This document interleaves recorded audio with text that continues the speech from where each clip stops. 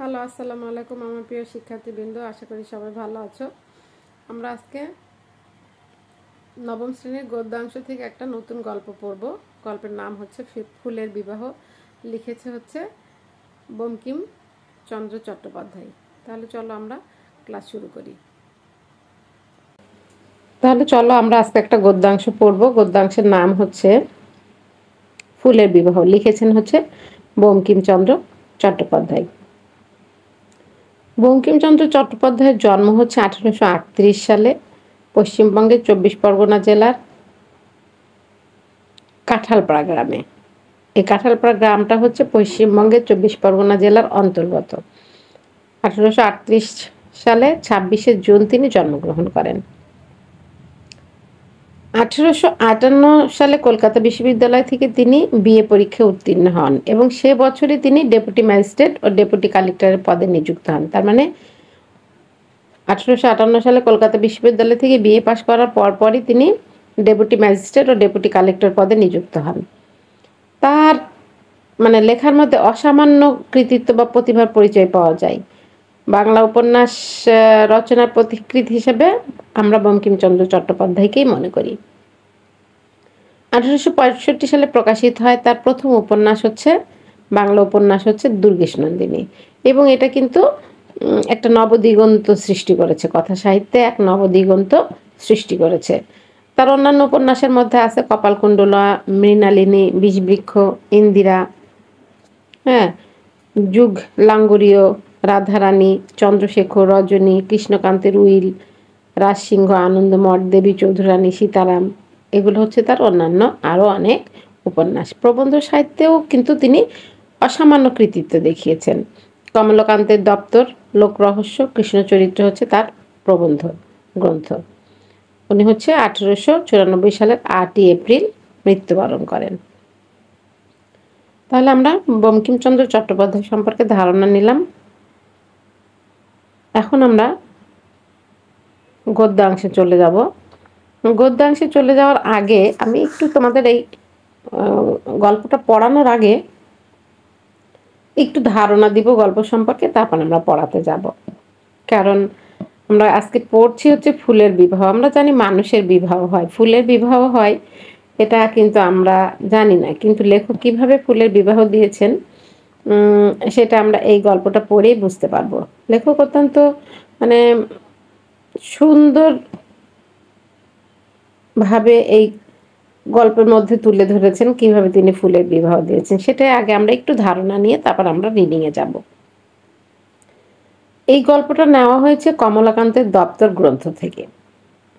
তার গ্রন্থ ছিল কমলাকান্তের দপ্তর, ওইখান থেকে নবম সংখ্যক লেখা হচ্ছে ফুলের বিবাহ। যে অনেকগুলো গল্প আছে, তার মধ্যে নবমটা হচ্ছে ফুলের বিবাহ। এই রচনায় কবি কি করেছে, হাস্য রসাত্মকের মাধ্যমে ফুলের নাম এবং ফুলের গন্ধের তারতম্য এবং ফুলের যে রং বর্ণ, এই তিনটা জিনিস খুব সুন্দর করে তুলে ধরেছেন এই গল্পের মধ্যে।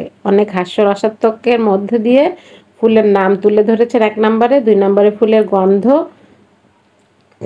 এবং 3 নম্বরে হচ্ছে ফুলের রং বা বর্ণের তারতম্য তিনি তুলে ধরেছেন। এইখানে কোন ফুল কখন ফোটে সেটাও কিন্তু তিনি বুঝিয়েছেন আমাদের সবাইকে, যে কোন সময়ে কোন ফুল ফোটে। যেহেতু আমাদের ষড়ঋতু দেশ, এক এক ঋতুতে এক এক রকম ফুল ফোটে, তো এখানে তিনি এটাও বুঝিয়েছেন যে আমাদের কোন ঋতুতে কোন ফুল ফোটে। এখন বিয়ে হচ্ছে বাঙালিদের একটা আড়ম্বরপূর্ণ অনুষ্ঠান। এখানে খুব জাঁকজমকপূর্ণভাবে এই বিয়ের অনুষ্ঠানটা আমরা পালন করে থাকি। এটাকে আমরা বলি যে বাঙালির গার্হস্থ্য একটা অনুষ্ঠান, গার্হস্থ্য একটা অনুষ্ঠান। এই অনুষ্ঠানে পাড়াপড়শিরা আসে, আত্মীয় স্বজন আসে, শিশু কিশোর আসে, প্রতিবেশী থেকে শুরু করে সবাই আসে, এসে অনেক আনন্দ ফুর্তি করে। এবং অনুষ্ঠানটা কাদের কেন্দ্র করে হয়, বর এবং কনেকে কেন্দ্র করে হয়। বর কনেকে কেন্দ্র করে হলেও বর কনের সাথে তার পিতামাতা, তার আত্মীয় স্বজন, প্রতিবেশী সবাই কিন্তু এই মাঙ্গলিক অনুষ্ঠানের সাথে জড়িত থাকে। এই বিয়ের অনুষ্ঠানটাকে কি বলা হচ্ছে, মাঙ্গলিক একটা অনুষ্ঠান। ঘটকও থাকেন বিশেষভাবে যুক্ত হয়ে, কারণ ঘটক ছাড়া তো আর সম্বন্ধ তৈরি হয় না, বিয়ের সম্বন্ধ তৈরি হয় না, এই জন্য এই অনুষ্ঠানের সাথে ঘটকও যুক্ত থাকে।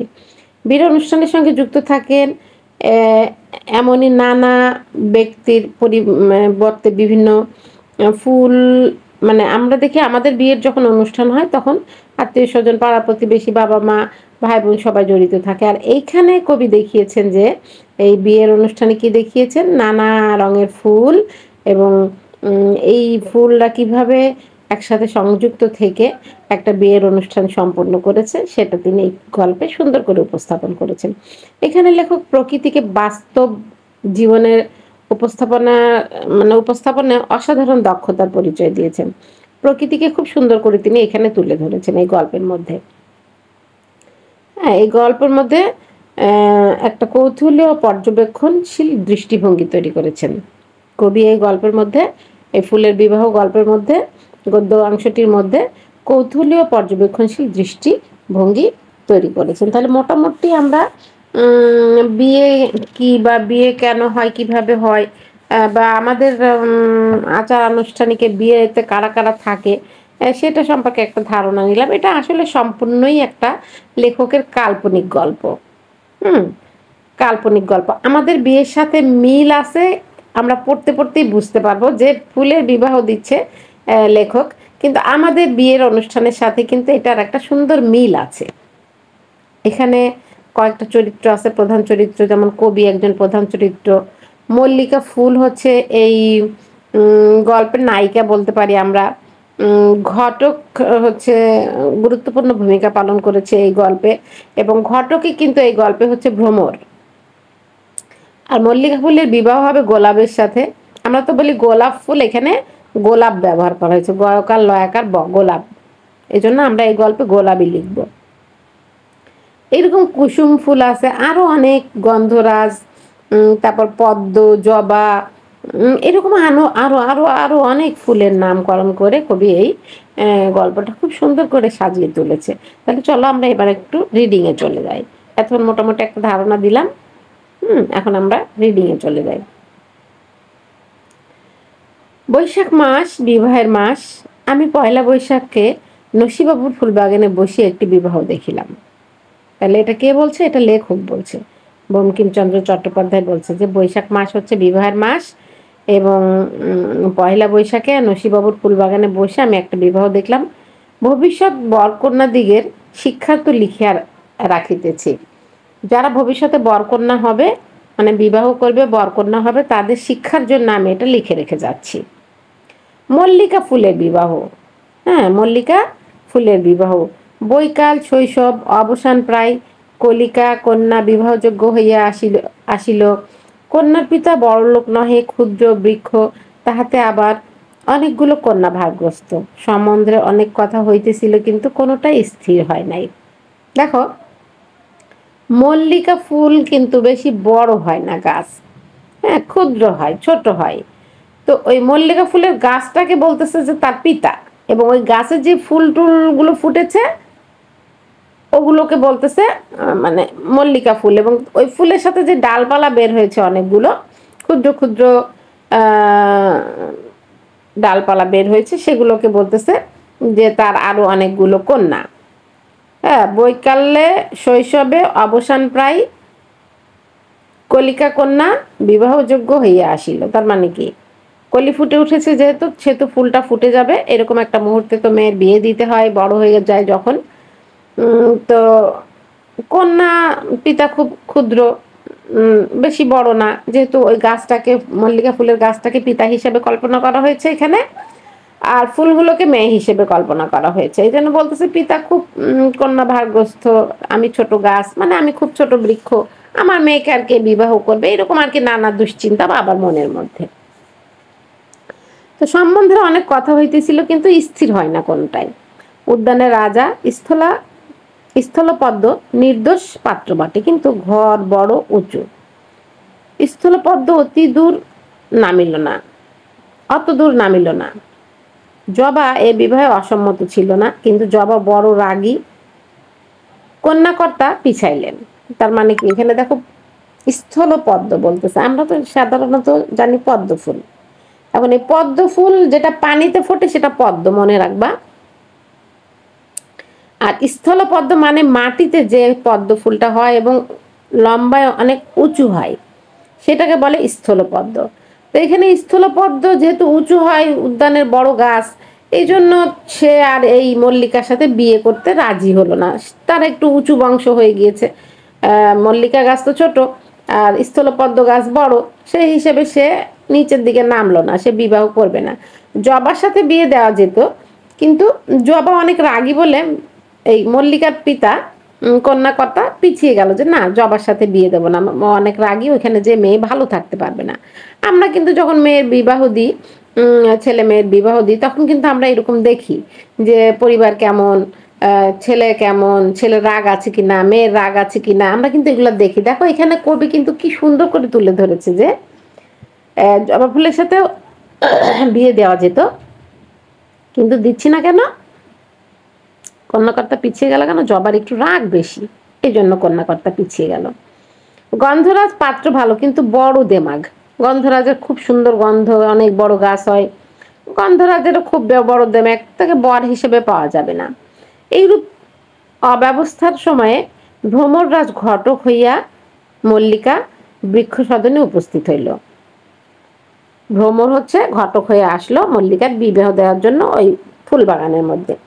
তিনি আসিয়া গুন গুন গুন, মেয়ে আছে, ওই যে ভ্রমরের শব্দটা তো গুন গুন গুন টাইপের হয়, ওই গুন গুন গুন গান গাইয়া নীলভ্রমরা যায়, গানের মধ্যে আছে না, তো এই জন্য এখানে ভ্রমরের শব্দকে গুন গুন গুন হিসেবে তুলনা করছে এবং বলতেছে, ঘটক এসে বলতেছে যে মেয়ে আছে। মল্লিকা বৃক্ষ পাতা নাড়িয়া সায় দিল, আছে। ভ্রমর পত্রাসন গ্রহণ করিয়া বসিলেন, মানে পাতার ওপর, পত্রাসন মানে পাতার ওপর বসলো। গুন গুন গুন গুন গুনাগুন, মেয়ে দেখিব, বলতেছে আমাকে মেয়ে দেখাও, তাহলে মেয়ে যেহেতু আছে। বৃক্ষ শাখা নত করিয়া মুদিত নয়না অবগুণ্ঠনাবতী বর্তী কন্যা দেখাইলেন। এই যে এখানে দেখো একটু কঠিন শব্দের ব্যবহার করা হয়েছে, তোমরা হয়তো বুঝতে পারতেছো না যে এখানে কঠিন শব্দ। আচ্ছা, আমরা উপরেই ছিলাম, একটু তুলে দিলাম। হ্যাঁ, বৃক্ষ শাখা নত করিয়া মুদিত নয়ন অবগুণ্ঠনাবতী কন্যা দেখাইলেন। তার মানে কি? চোখ বন্ধ। মুদিত নয়না মানে চোখ বন্ধ, অবগুণ্ঠনবতী মানে ঘুমটা দেওয়া ছিল, মেয়ের ঘুমটা দেওয়া ছিল, কন্যা ঘুমটা পড়েছিল। হুম তো ভ্রমর একবার বৃক্ষকে প্রদক্ষিণ করিয়া আসিয়া বলিলেন, গুন গুন গুন, দেখতে চাই, ঘুমটা খোলো। বলতেছে মেয়ে, আমি তোমাকে দেখতে চাই, তুমি ঘুমটা খোলো। লজ্জাশীলা কন্যা কিছুতেই ঘুমটা খোলে না। বৃক্ষ বলিলেন, আমার মেয়ে বড় লাজুক, তুমি একটু অপেক্ষা করো, আমি মুখ দেখাইতেছি। এই মল্লিকার বাবা কি বলতেছে? আমার মেয়ের খুব লজ্জা, তুমি একটু অপেক্ষা করো, আমি আমার মেয়ের মুখ দেখাইতেছি। তাহলে মুদিতা নয়না মানে চোখ বন্ধ। আমি কিন্তু কঠিন শব্দের অর্থগুলো তোমাদেরকে বলে দিচ্ছি। অবগুণ্ঠনবতী হচ্ছে ঘুমটা দেওয়া, ঠিক আছে? তাহলে ভ্রমর দেখতে আসলো এবং মেয়ে চোখ বন্ধ করে ঘুমটা দিয়ে রেখেছে, নিজের মুখ দেখাচ্ছে না, লজ্জা পাচ্ছে সে। ভ্রমর ভোগ করিয়া স্থলপদ্মের বৈঠকখানায় গিয়া রাজপুত্রের সঙ্গে ইয়ার্কি করিতে বসিলেন। এদিকে মল্লিকার সন্ধ্যা ঠাকুর রানী দিদি আসিয়া তাহাকে কত বুঝাইতে লাগিল।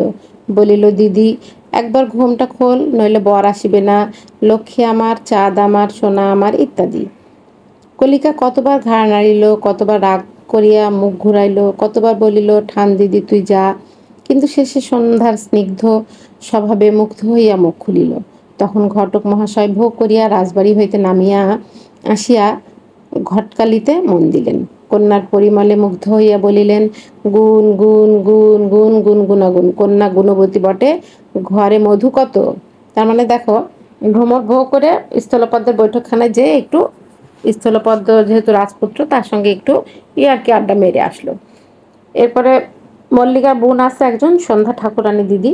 সন্ধ্যার সময় হয়তো কোনো ফুল ফোটে, এই ধরনের সন্ধ্যা ঠাকুরানী দিদি বলছে। সে এসে মল্লিকাকে বুঝালো যে বোন ঘুমটা খোলো, ঘুমটা না খুললে, মুখ না দেখালে বর আসবে না। আদর করে অনেক বোনকে সোহাগ করে অনেক কথা বলল। শেষে সন্ধ্যার দিকে কি করলো, মল্লিকা ঘুমটা খুললো এবং মল্লিকাকে দেখে, মল্লিকার সুগন্ধে মল্লিকাকে দেখে ঘটক খুব পছন্দ করলো এবং সাথে একটা কথা বললো, খুব গুরুত্বপূর্ণ একটা কথা, দেখো ঘরে মধু কত, এখানে মধু বলতে পণ বা যৌতুককে বোঝাচ্ছে। কন্যাকর্তা বৃক্ষ বলিলেন, ফর্দ দিবেন কড়াই গন্ডায় বুঝাইয়া দিব। তখন মল্লিকার বাবা কি বলতেছে যে আপনি ফর্দ দেন, কি কি লাগবে, কড়াই গন্ডায় সব বুঝিয়ে দিব। ভ্রমর বলিলেন, গুণ গুণ আপনার অনেক গুণ ঘটকালি, ঘটকালিটা। এই ফর্দ অর্থ লিস্ট, বলতেছে আপনি লিস্ট ধরিয়ে দেবেন, যা যা লাগবে সব কিছু দিয়ে দেবো, আর আপনার পারিশ্রমিক, ঘটকের যে পারিশ্রমিক হয় সেটাও আমি দিয়ে দিব। কন্যাকর্তা শাখা নাড়াইয়া সায় দিল, তাও হবে, যে সব কিছু দিয়ে দিব। ভ্রমর বলি ঘটকালির কিছু আগাম দিলে হয় না, নগদ দান বড়, গুণ গুণ গুণ। ঘটক আবার বলতেছে আমাদের সাধারণত আমাদের বিয়েতে ঘটকরা কেমন হয়, আগে আগে টাকা পয়সা চাই, এরকম এখানেও ভ্রমর বলছে যে আমাকে আগাম কিছু টাকা পয়সা দিলে হতো না, আমি তোমাদের বিয়ের ঘটকালি করছি। তখন কি বলছে দেখো মল্লিকার বাবা, ক্ষুদ্র বৃক্ষটি তখন বিরক্ত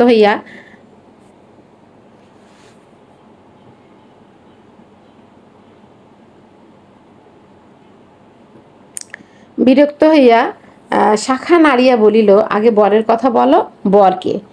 ভ্রমর, বর অতি সুপাত্র, তার অনেক গুণ, মানে বলতেছে বর আছে, বর অনেক সুপাত্র, বরের অনেক গুণ, একে নিয়ে তোমার চিন্তা করা লাগবে না। হুম। এই সকল কথোপকথন মনুষ্য শুনিতে পায় না, আমি কেবল দিব্যকর্ণ পাইয়াই এই সকল শুনিতেছিলাম। লেখক বলতেছে এগুলো মানুষের মধ্যে, মনুষ্য জাতির এগুলো শুনতে পায় না, আমার দিব্যকর্ণ দিয়ে আমি সেগুলো শুনতে পাচ্ছিলাম। তার মানে লেখক তো আসলে কল্পনায় এই ফুলের বিবাহ দিচ্ছে, তার মনের কল্পনায় এই গল্পটা লেখা, এটা হচ্ছে কাল্পনিক একটা গল্প। হ্যাঁ, এই জন্য সেই শুধু এইসব কথাবার্তা শুনতে পাচ্ছে, কারণ তার মনের মাধুরী মিশিয়ে তো সে আসলে এগুলো লিখছে।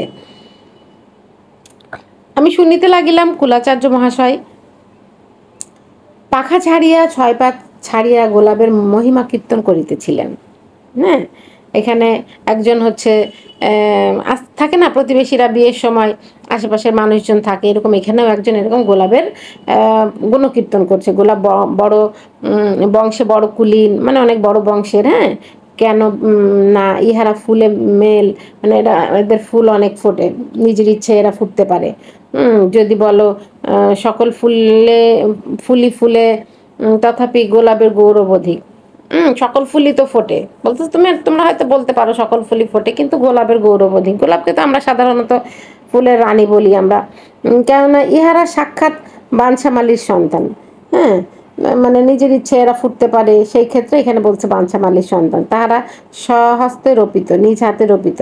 যদি বলে এ ফুলে কাঁটা আছে, বলতেছে সব ফুলেই তো কাঁটা থাকে, কোন ফুলে কাঁটা থাকে না। যা হোক, এখানে গোলাপের গুণকীর্তনের নিয়ে কথা বলা হয়েছে।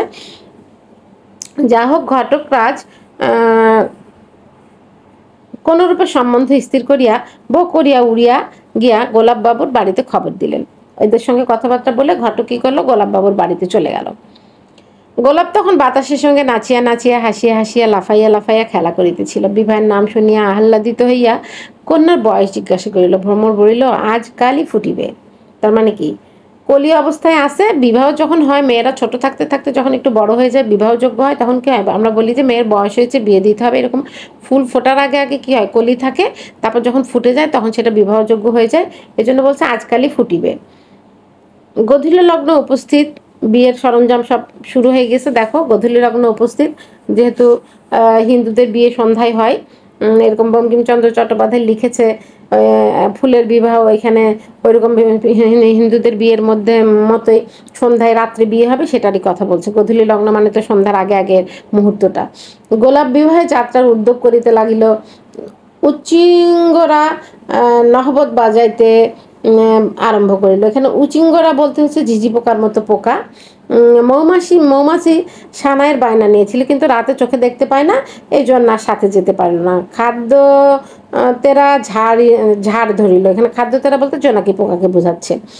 তারা যে আমরা যেমন ঝাড়বাতি লাগাই, এরকম বিয়ের মধ্যে তারা কি করলো, আলো জ্বলানিবা দিয়ে ঝাড় দেওয়া শুরু করে দিল। আকাশে তারাবাজি হইতে লাগিল। কোকিলা আগে আগে ফুকরাইতে লাগিল। অনেক বরযাত্রী চলিল। স্বয়ং রাজকুমার স্থলপদ্ম দিব্যাবসানে অসুস্থকর বলিয়া আসিতে পারিল না। স্থলপদ্ম অসুস্থ ছিল বলে সে আর এই বিয়েতে অংশগ্রহণ করতে পারলো না। কিন্তু জবা গোষ্ঠী, মানে জবার যতগুলো জাত আছে, সব শ্বেত জবা, রক্ত জবা, জরদ জবা, সবই এই বিয়েতে অংশগ্রহণ করলো। করবীদের দল সেকেলের রাজা দিগের মতো বড় উঁচু ডালে চড়িয়া আসিয়া উপস্থিত হইল। করবী ফুল আসলো, করবী ফুলের গন্ধ তো অনেক সুন্দর। সেউতি একটা সাদা রঙের ফুল, সেই সেউতি ফুলও আসলো, নিতবর হইবে বলিয়া সাজিয়া আসিয়া দুলিতে লাগিল। এখানে নিতবর বলতে বিয়ের সময় বরের সাথে যে ছোট বর থাকে না, একজন সেজে গুজে আসে যে বরের মতো করে, তার কথা বলছে। গরদের জোর পড়িয়া চাপা আসিয়া দাঁড়াইল। চাপা ফুলও আসলো, চাপা ফুলের গন্ধে চারিদিকে ভরে গেল। গন্ধরাজেরা বড় বাহার দিয়া দলে দলে আসিয়া গন্ধ বিলাইয়া দেশ মাতাইতে লাগিল। গন্ধরাজের গন্ধ তো খুব সুন্দর। গন্ধরাজও আসলো বিয়েতে এবং চারিপাশে গন্ধে ভরে দিল। অশোক নেশায় লাল হইয়া আসি উপস্থিত হইল, সঙ্গে এক পাল পিঁপড়া মোসাহেব মোসাহেব হইয়া আসিল। মানে পিঁপড়ারা এখানে মাতব্বরি করার জন্য আসলো আর কি। যেখানে যায় তারা একটু ডিস্টার্ব করে, খাবারের মধ্যে উঠে পড়ে, নষ্ট করে ফেলে, এরকম পিঁপড়ারাও এই বিয়েতে আসলে এসে তারা আর কি একটু মোসাহেব মানে একটু মাতব্বরি করা শুরু করলো। তাদের গুণের সঙ্গে সম্বন্ধ নাই, কিন্তু দাঁতের জ্বালা বড়। মানে পিঁপড়ার কোনো গুণ নাই, কিন্তু দাঁতের জ্বালা অনেক বড়, যাকে কামড়ায় সেই বুঝতে পারে। কোনো বিবাহে না এরূপ বরযাত্রী জোটে, আর কোনো বিবাহে না তাহারা হুল ফুটাইয়া বিবাদ বাধায়। বলতেছে কোন সময় জাননি বরযাত্রীর সঙ্গে গন্ডগোল করে বা হুল ফুটিয়ে কার সঙ্গে বিবাদ শুরু করে দেয়, পিঁপড়া যেহেতু এসেছে। কুরবুক, কুটজ প্রভৃতি আরো অনেক বরযাত্রী আসিয়েছিল। এই কুরবুক, কুটজ হচ্ছে এক ধরনের ফুল, হ্যাঁ, হয়তো বিদেশি কোনো ফুল। ঘটক মহাশয়ের কাছে তাহাদের পরিচয় শুনিবেন। সর্বত্রই তিনি যাতায়াত করেন এবং কিছু কিছু মধু পাইয়া থাকেন। মানে মধু বলতে এখানে যে পণ বা টাকা পয়সা বোঝাচ্ছে। আমারও নিমন্ত্রণ ছিল, আমিও গেলাম। কবি বলছে, দেখি বরপক্ষের বড় বিপদ। বাতাস বাহকের বায়না লইয়াছিল, কিন্তু তখন হু হুম করিয়া অনেক মর্দানি করিয়াছিলেন, কিন্তু কাজের সময় কোথাও লুকাইলেন, কেউ খুঁজিয়া পায় না। তার মানে বাতাস ওদেরকে নিয়ে যেতে চেয়েছিল বরযাত্রীদেরকে, কিন্তু বিয়ের রওনা দেবে যখন, তখন কাউকে বাতাস আর কোথাও খুঁজে পাওয়া যাচ্ছে না। দেখিলাম বরযাত্রী সকলে অবাক হইয়া স্থির হইয়া দাঁড়াইয়া আছেন। মল্লিকা দিগের কুল যাই দেখিয়া আমি বাহকের কার্য স্বীকার করিলাম। বরযাত্রী সকলকে তুলিয়া লইয়া মল্লিকাপুরে গেলাম। বাহকের দায়িত্ব নিল কে? বাহকের দায়িত্ব এখানে কবি নিল।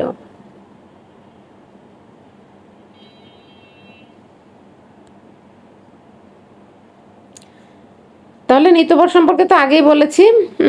বিয়ের সময় ছোট যে বসে যে আসে সে হচ্ছে নিতবর। আর এখানে আরো আসলো চাপা ফুল, গন্ধরাজ ফুল, তারপরে হচ্ছে পিঁপড়া আসলো। পিঁপড়া এসে ঝামেলা বাঁধাবে এটা নিয়ে সবাই দুশ্চিন্তা করছে। হ্যাঁ, তারপর কুরবুক একটা ফুল, কুটজ একটা ফুল, সেও এসেছিল বরযাত্রী সেজে। কিন্তু বরযাত্রীদের নিয়ে যাওয়ার দায়িত্ব পড়েছিল বাতাসের উপরে। দেখা গেল যখন তারা রওনা দেবে তখন বাতাসকে আর কোথাও খুঁজে পাওয়া যাচ্ছে না। তখন এই বরযাত্রীদেরকে কে সাথে করে নিয়ে মল্লিকা কুলে গেল?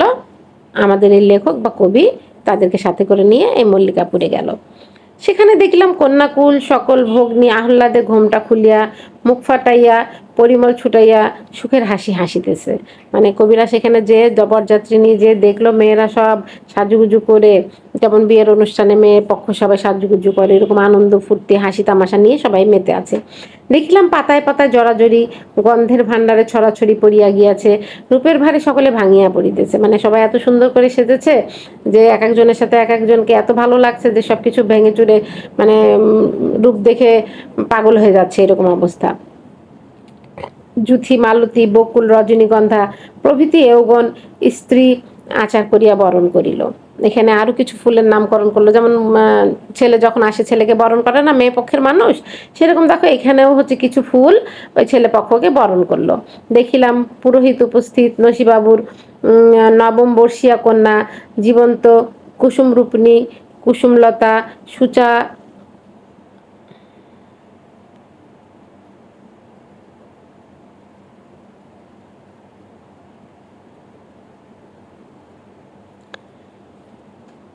বরেশা। হ্যাঁ, দেখিলাম সেখানে কন্যা কুল সকল ভাগ্নে আহ্লাদে ঘোমটা পড়িয়া নাচিতেছে, যেটা আগে বললাম।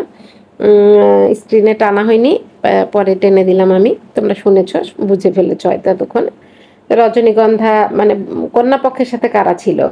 জুথি ফুল, মালতী ফুল, বকুল ফুল, রজনীগন্ধা, এরা হচ্ছে কন্যার পক্ষ থেকে ছেলেকে বরণ করলো, ছেলে পক্ষকে বরণ করলো। হ্যাঁ, বরণ করার পরে কি হলো? পুরোহিত উপস্থিত হলো। নসিবাবুর নবম বর্ষীয়া কন্যা জীবন্ত কুসুম রূপিণী কুসুমলতা সুতা লইয়া দাঁড়াইয়া আছে। ওই যে মালা গাঁথার জন্য সুতা নিয়ে দাঁড়াইয়া আছে। কন্যাকর্তা কন্যা সম্প্রদায় করিলেন। বিয়ের সময় তারা কি করে? কন্যা সম্প্রদান করে। পুরোহিত মহাশয় দুইজনকে এক সুতায় গাঁথিয়া কাঠছড়া বাঁধিয়া দিলেন। তার মানে একটা মালা গেঁথে ফেললেন দুজনকে দিয়ে। তখন বরকে বাসর ঘরে লইয়া গেল। কত যে রসময়ী মধুময়ী সুন্দরী সেখানে বরকে ঘিরিয়া বসিল, তাহা কি বলিব। প্রাচীনা ঠাকুরানী দিদি টগর সাদা প্রাণে বাধা রসিকতা করিতে করিতে শুকাইয়া উঠিলেন। রঙ্গনের রাঙা মুখে হাসি ধরে না। জুই কন্যের সই, জুই হচ্ছে কন্যার, যে যার বিয়ে হচ্ছে তার সই, কন্যার কাছে গিয়া শুইল। রজনীগন্ধা বর তারকা রাক্ষসী বলিয়া কত তামাশা করিল। বকুল একে বালিকা, তাতে যত গুণ তত রূপ নহে, এক কোণে গিয়া চুপ করিয়া বসিয়া রহিল। মানে বকুল ফুল সুন্দর, গন্ধ অনেক সুন্দর, কিন্তু আকারে তো খুব ছোট, মানুষের সাথে অত তামাশা করতে পারলো না, সে এক কোণায় যে চুপ করে বসে থাকলো। আর ঝুমকা ফুল বড় মানুষের গৃহিণীর মতো মোটা নীল শাড়ি ছড়াইয়া জমকাইয়া বসিল। কমল কাকা ওঠ বাড়ি যাই, কমল কাকা বলছে ওঠ বাড়ি যাই, রাত হয়েছে। ও কি চুলে ঢুলে পড়বে যে। কুসুমলতা এই কথা বলিয়া আমার গা ঠেলিতেছিল। চমক হইলে দেখিলাম কিছুই নাই। সে পুষ্পবাসর কোথায় মিশিল। মনে করিলাম সংসার অনিত্যই বটে, এই আছে এই নাই। সেই রম্যবাসর কোথায় গেল? সেই হাস্যমুখী শুভ্র স্মিত সুধাময়ী পুষ্প সুন্দরী সকল কোথায় গেল? যেখানে সব যাইবে সেখানে স্মৃতির দর্পণতলে ভূত সাগর গর্ভে, যেখানে রাজা প্রজা সমুদ্র পর্বত গ্রহ নক্ষত্রাদি গিয়াছে বা যাইবে, সেখানে ধ্বংসপুরে এই বিবাহের ন্যায় সব শূন্যে মিশাইবে, সব বাতাসে গলিয়া যাইবে। কুসুম বলিল, ওঠ না, কি করছো? ওঠো না, কি করছো? আমি বললাম, দূর পাগলি, আমি বিয়ে দিচ্ছিলাম। তার মানে এখানে আমরা যতটুকু পড়ে বুঝলাম যে কমল কাকা ওই বাড়ি যায়, রাত হয়েছে। কমল কাকা বলতে এখানে আমাদের লেখককে বোঝাচ্ছে এবং বলছে যে সে ঘুমে ঢুলে পড়েছিল এবং কুসুমলতা এই কথা বলিয়া আমার গা ঠেলিতেছিল। আমি তখন মানে ঘুম ভাঙার ইয়েতে চমকে উঠলাম। উঠার পরে দেখলাম যে আমি যে এতক্ষণ দেখতেছিলাম বিয়ে হলো, পুষ্প বাসরে ওরা গেল, এখানে কত রকমের সুন্দর সুন্দর ফুল ছিল, নারীরা ছিল, কত আনন্দ হচ্ছিল, সেসব কোথায় মিলে গেল? মানে কোন দর্পণের তলে চলে গেল? কোন ভূত সাগর গর্ভে হারিয়ে গেল? কোন রাজা প্রজা পর্বত সমুদ্র গ্রহ নক্ষত্রাদি গিয়াছে বা যাইবে, সেইখানে ধ্বংসপুরে এই বিবাহের ন্যায় সব শূন্যে মিশাইবে বা বাতাসে গলিয়া যাইবে। তার মানে লেখক কল্পনায় এতক্ষণ এই ফুলের বিবাহ দিচ্ছিলেন এবং হয়তো কল্পনার রাজ্যে তিনি চোখ বন্ধ করে ডুবেছিলেন। কুসুম তাকে বলল, কি করছো, ওঠো। আমি বললাম, দূর পাগলি, আমি বিয়ে দিচ্ছিলাম। তার মানে সে এতক্ষণ ওই মানে কল্পনার মধ্যে বিয়ে দিচ্ছিল। কুসুম হেসে হেসে কাছে দাঁড়াইয়া আদর করিয়া জিজ্ঞাসিল, কার বিয়ে কাকা? আমি বলিলাম, ফুলের বিয়ে। ও পোড়া কপাল, ফুলের? আমি বলি, কি আমিও যে এই ফুলের বিয়ে দিয়েছি। কই, এই যে মালা গেঁথেছি, দেখিলাম সেই ফুলের মালায় বর কন্যা রহিয়াছে। তার মানে বিয়ে হলো মল্লিকার সাথে গোলাপের ওই মালার মধ্যে কে ছিল? মল্লিকাও ছিল, গোলাপও ছিল। তো মানে আমরা মানুষরা যখন একটা কিছু ফুল সংগ্রহ করে নিয়ে আসি, নিয়ে এসে মালা গাঁথি, ওই ফুলের মালার মধ্যে কিন্তু আমরা একটু বড় বড় ভালো সুন্দর ফুল দিই মালাটাকে আকর্ষণীয় করার জন্য। তো যেহেতু এখানে কন্যা আর বর দুজন আছে, ওই মালার মধ্যে যদি তাদের ফুল না থাকে তাহলে তো জিনিসটা ভালো হবে না। এই জন্য লেখক ওই মালার মধ্যেও শেষ পর্যন্ত দুজনকে দিয়ে এই গল্পটাকে আরও কি করলো, তাৎপর্যমণ্ডিত করে তুললো। তাহলে হয়তো অনেক মজা পেয়েছো তোমরা। কমল কাকা বলতে এখানে কমলাকান্তকে কাকা বলে সম্বোধন করা হয়েছে। কমলাকান্ত দপ্তর থেকেই তো এই কবিতাটা কি বলে এই গল্পটা নেওয়া হয়েছে। কমলাকান্তের দপ্তর মূল গ্রন্থ বঙ্কিমচন্দ্রের, এই গ্রন্থেরই একটা গল্প হচ্ছে ফুলের বিবাহ। সেটা আমরা এতক্ষণ পড়লাম। তাহলে আশা করি সবাই বুঝতে পেরেছো। সবাইকে অসংখ্য ধন্যবাদ। তাহলে পরে হয়তো আরো অন্য কোনো ক্লাস নিয়ে তোমাদের সামনে হাজির হব। সবাই ভালো থেকো।